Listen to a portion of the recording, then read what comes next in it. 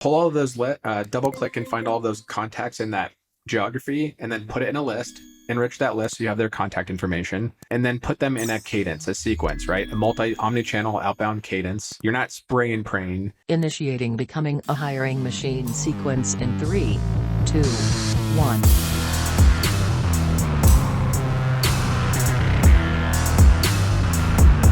Hey everyone, it's Sam Keenley, and welcome to Becoming a Hiring Machine.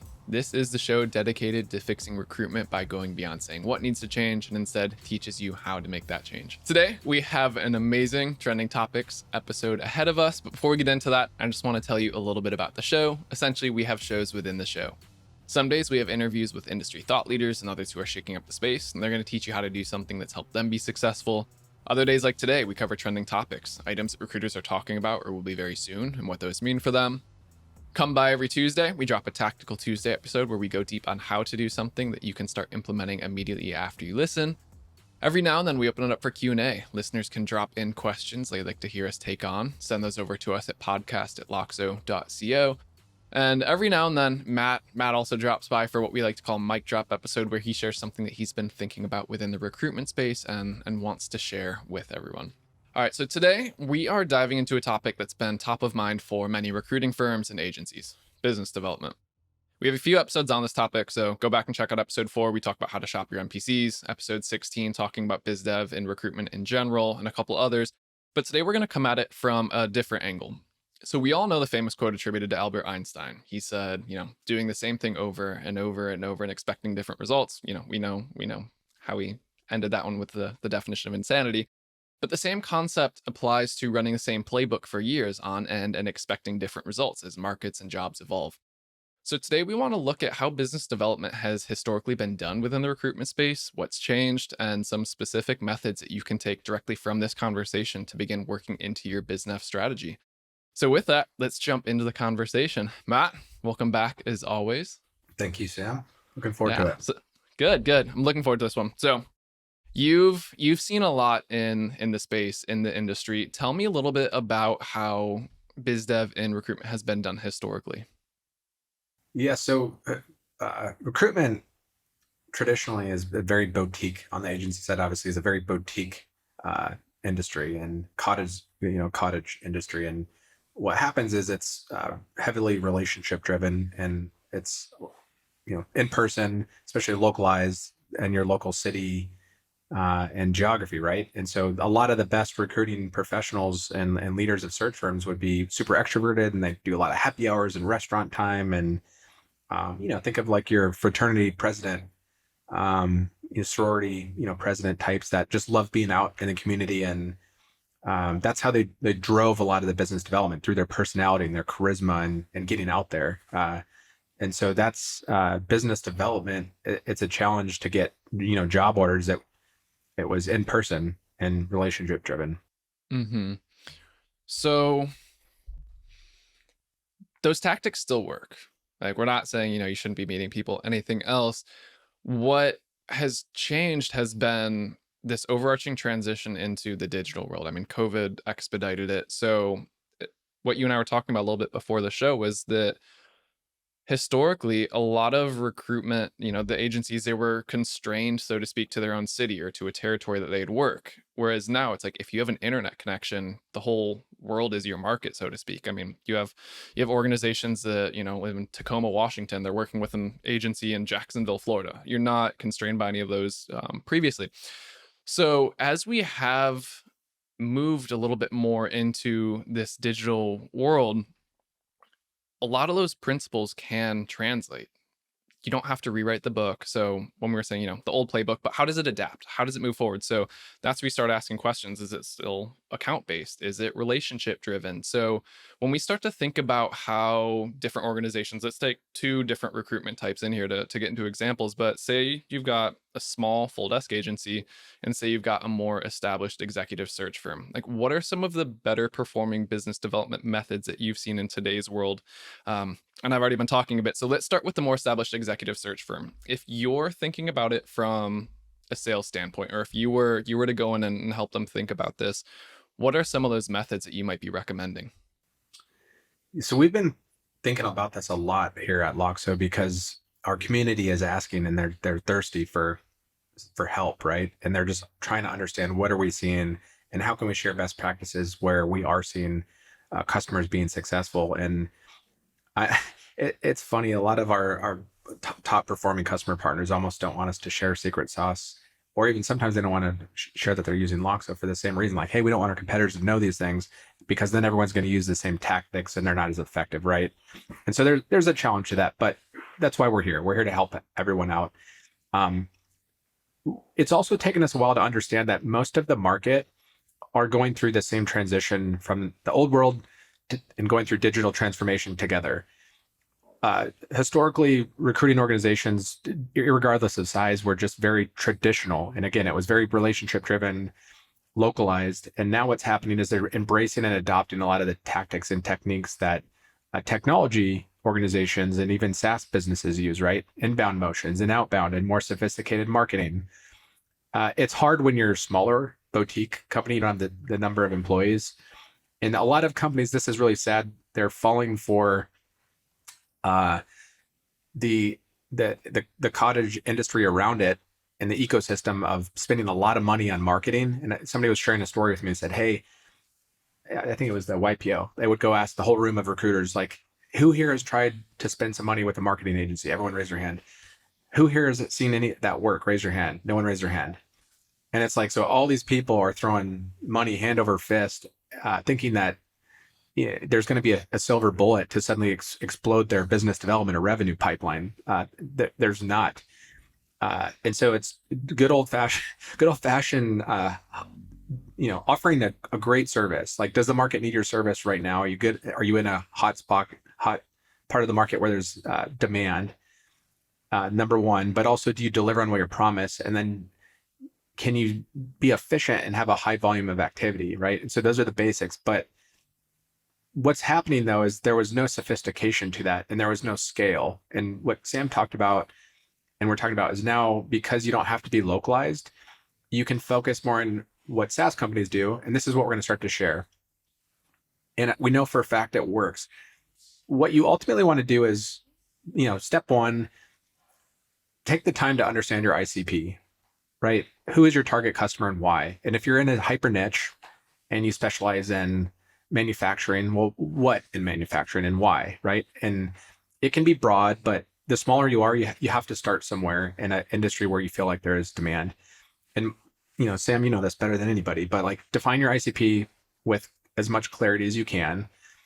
Then you have to have, okay, well, what tool do you use to go find those accounts? Go account-based. And this is where you digitize it. So find a list, find all possible accounts, just like you would in sourcing, right? Instead of sourcing candidates and finding the total addressable talent pool, you're doing this for accounts and companies. Find the ICP, define it with clarity, find where you're going to be the world's best, or you have the most expertise, or you really want to learn and like source those type of candidates. Find all possible accounts. You can go worldwide, you can go localized, or both. Pull that list, pull all the contacts, the appropriate contacts, right? That's the second part. And so you find, do you like to go for the CHRO? Do you like to go to the CTO if you're doing tech, VP of engineering? Like, who is your core persona that you're most often engaging with? Pull all of those, double click and find all of those contacts in that geography, and then put it in a list, enrich that list so you have their contact information, and then put them in a cadence, a sequence, right? A omni-channel outbound cadence. You're not spraying and praying. And we'll talk about that maybe later on in here. And there's a whole methodology and tactic and iteration that you have to go through, because there's, again, no silver bullet. But the long and the short is, if you have your list, you have your core ICP, and you know who you can help where you're really good at, then it's just a matter of figuring out the different touch points and sequencing, and like, how do you reach out to them? How do you start that relationship and give them value? And some of it's long term and just kind of making them aware that you exist. And other times it's, oh my God, if you get more sophisticated, you'll figure out when they post a job opening, right? Or being ahead of it. If you're really strategic and saying, hey, FYI, companies like you in your space tend to be hiring for this or have this type of problem around your company size or stage, or this is what we're seeing. By the way, have you ever thought of this? And now you're more of a strategic advisor. So you can do things, low hanging fruit, if you're doing higher volume, you could be more strategic. Obviously, the more strategy you put into it and time and put together pamphlets and go target and go knock on their door, like, eventually you're going to have conversations, you're going to get job orders. It just depends on how much effort you want to put into getting a new customer partner, right, to start with. And then you have to deliver. And as long as you deliver and keep those clients happy, you'll expand those relationships over time. And then you have more logos to point to that you have the experience handling those type of searches. Yeah, I have so many different things I'm writing down on my notebook that I want to get into with you on this. All right, so let's start from the top of my bullet. So I think you made such a good point that a lot of recruiters might overthink. You are world class at sourcing the best candidates. You know how to filter, you know how to search for them. It's a near identical process. Just take that from candidate to company. And you know that, not all candidates are created equal. Not all companies are created equal. So don't feel like you have to have the world's biggest list for this. Really figure out who is, instead of the best candidate for the job, who is the best company to work with you. Be selective, because again, you also know your own capacity. Are you really going to work with 10,000 companies? No, you're probably going to have, depending on the size of your agency, a finite list. So I really like that you called that out there. And then, yeah, especially when we were talking about, if you're the more established executive search firm, they only have so many jobs that they're ever working. And so if you're coming in hard with a pitch, you're just going to sound like everyone else. They're going to immediately drown you out. You're not going to have a chance with them. But if you are able to come in and speak at that level where they do see you as a potential advisory partner, that puts you head and shoulders above everyone else. So if I guess I'll put you on the spot here, but are there any questions or angles that you might think about? How can you do this with a well-established exec, if you're, at the exec search firm with an in-house company or someone that might be thinking about, how do we plan for our next CFO? How do we plan for our next key hire? What's a good foot in the door that stands out, that shows you know what you're talking about and doesn't just have you kind of sitting in that pool with every other agency? Yeah. I mean, that's the golden ticket right there that everyone's looking for right now. Yeah. It's not easy, right? I think everyone understands that, but it takes time and it depends on where you focus. And some people are really good at the business development, some are not. It is still relationship driven business at the end of the day, no matter what.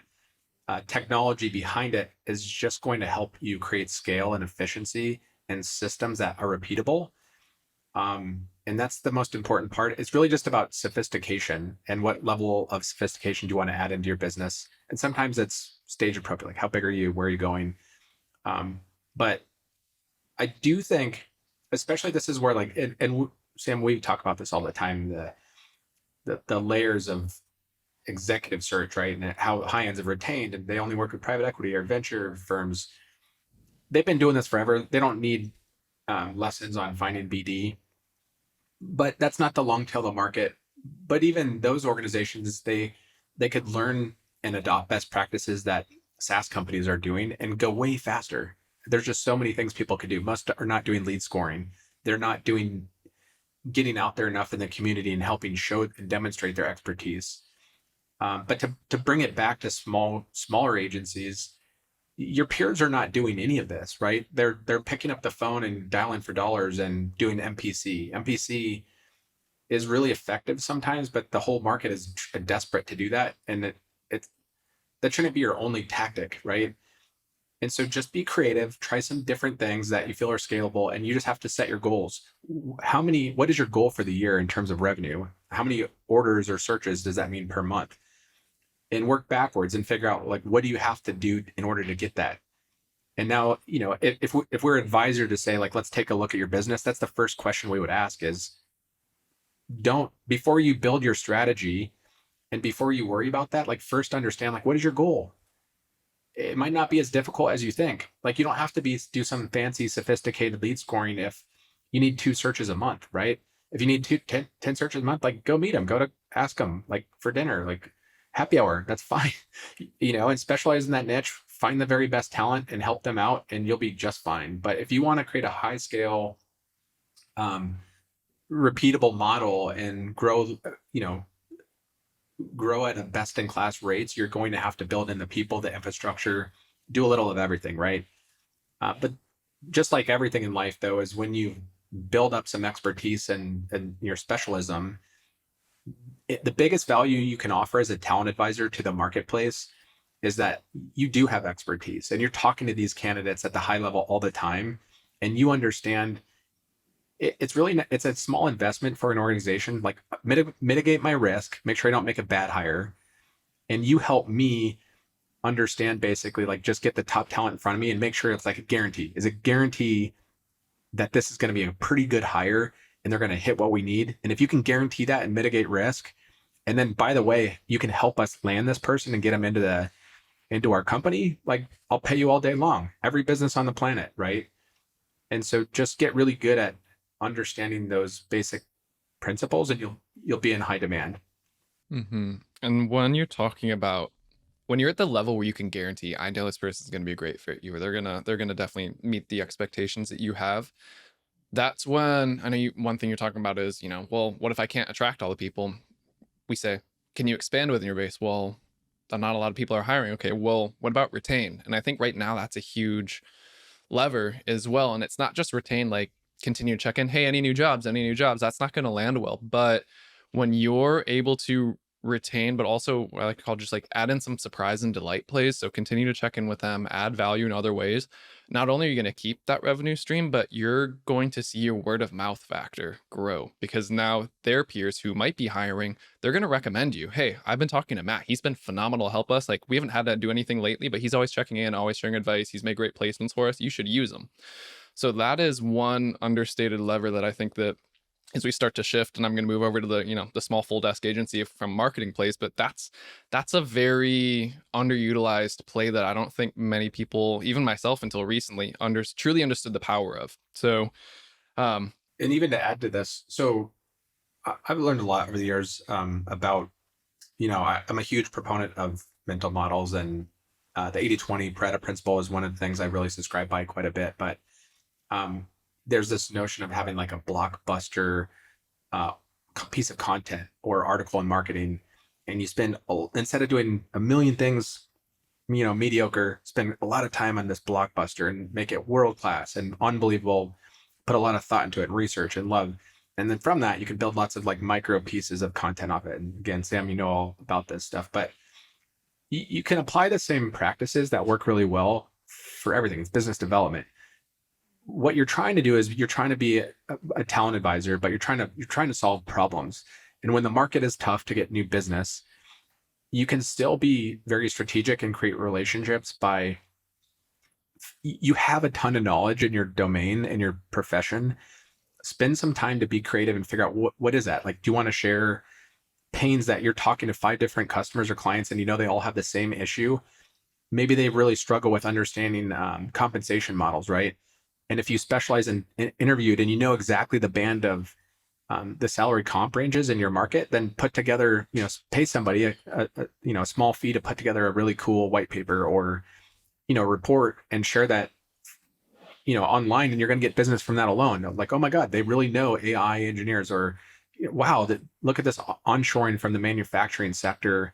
Here's the 9 problems that you should think about, and so just put yourself out there, be a little bit, spend some time being curious and sharing some of the things that you're learning about. I mean, this is like marketing 101, Sam's world, right? I mean, this is kind of what you think about, but it's really the gap that recruitment organizations need to kind of separate themselves from the crowd right now.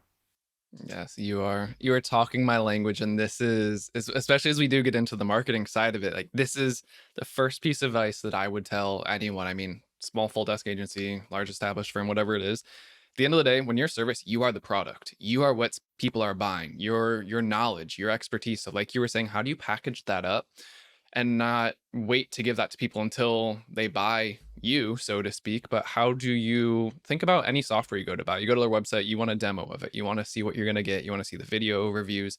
With a service, it's hard to do. You have customer testimonials, things like that. So how do you proactively get ahead of that conversation? Is sharing that expertise that you have, sharing those insights that you've uncovered. And there's things that you just have to give before you can ask, but that's the buy-in that you have to do in today's world. So the ability to educate your market, demonstrate that expertise, and give that away for free, that will pay dividends. Don't worry about getting their information as soon as they click, feeling like, you have to get all this big database of contacts who've bought from you or want to buy from you. But when you understand that you are the product at the end of the day, that's the biggest thing. So once you've done that, that's where you then have to figure out what's the scalability of it. So is it doable? So how do you take those one-to-one conversations like you have and then turn that into one-to-many? So, we heard in a number of one-to-one conversations, hey, we're recruiters, we're struggling with biz dev.